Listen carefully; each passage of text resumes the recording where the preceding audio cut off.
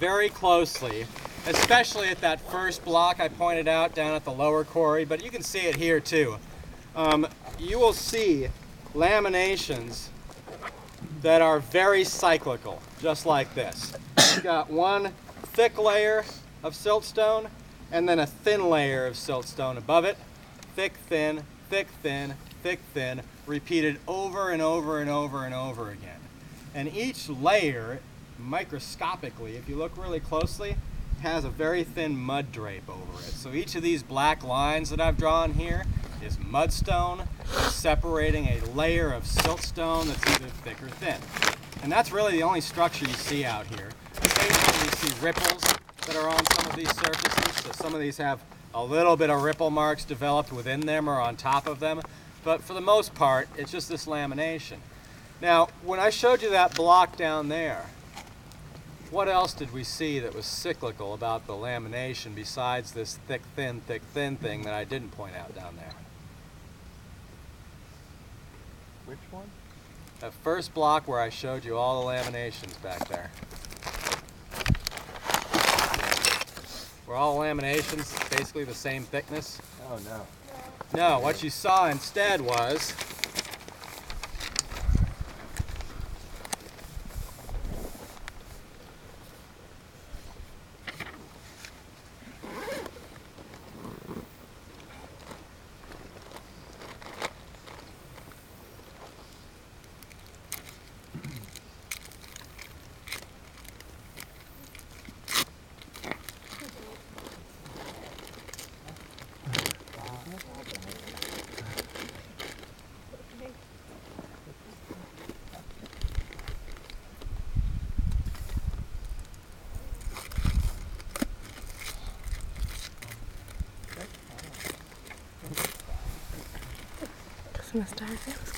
what you saw down there was you saw part of a cycle that occurs all through these rocks. If you look really closely at each individual lamination, you see they're paired. Thick, thin, thick, thin, thick, thin. I'll just call each of those pairs a couplet. The couplets themselves also vary in thickness, but they don't vary every other bed like these do. They vary instead over a long thickness of bed. So if you looked at a sequence of these layers through about, I don't know, a meter or 2 meters or something like that, you'd find that there's thick beds that gradually thin, and then that gradually thicken again, and then gradually thin. And it's very, very cyclical. In fact, from the thickest beds through the thinnest beds and back to the thickest beds again, you can count almost exactly the same number of beds in every single cycle. So something is controlling this. Now, initially when people looked at just this, these were interpreted as varves, because varves have this sort of pattern. You have one season where you get more sedimentation of one type and another season where you get sedimentation of another type. But here, each of these thick and thin layers are the same stuff. They're just siltstone. There's no difference. When I talked about varves yesterday, you'd find different types of sediment being deposited in different seasons, which is what gives you that cyclicity. But here it's just siltstone that happens to be a thick bed, and then siltstone that happens to be a thin bed. And then when you expand that and look at things through a longer section, you see this other scale of cyclicity that's superimposed on this and made of this. And actually, if you even bring this out to include maybe 13 or 15 of these small cycles, you see another level of cyclicity superimposed on top of that. So these beds are really rhythmic. Yeah, like music. They have a rhythm to them. And that rhythm is composed of at least 3 superimposed cycles.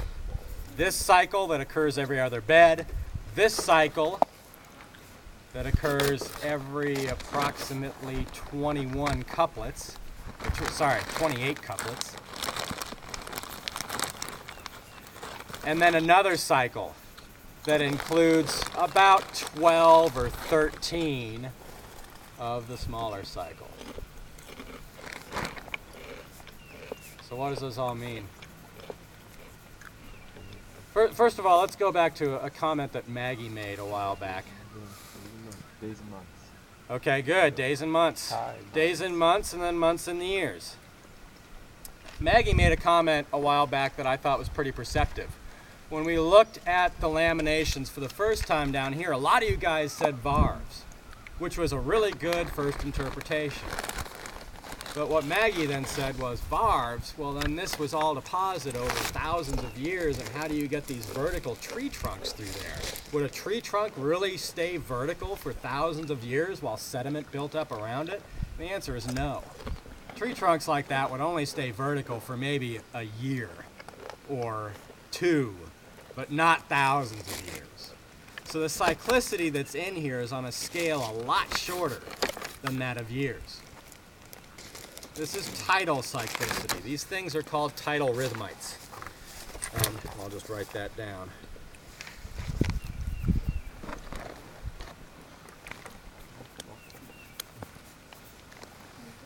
Or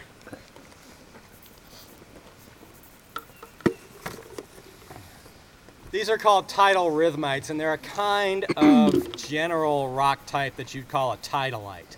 A tidalite is any type of rock that shows some evidence of tidal action. Tidal rhythmites are rocks that show tidal action in the form of this particular type of cyclicity. So what's going on here is that tides produce all three of these layers of cyclicity because of what they're caused by. What causes the tides? And gravity of the gravitational pull of the moon, and no? Wind. What else is a large astronomical body that might exert a gravitational pull on the moon or on the Earth? The sun. Yeah. Yeah. So Solar ball. I'm gonna. Well. Oh God! I didn't bring an eraser. It's like no 99. It's terrible. Does anybody have a napkin or anything? Mine's really ratty. I got plastic. I got wet plastic. Wet wipes? You got wet wipes? Really? No, those probably won't work. Oh, perfect.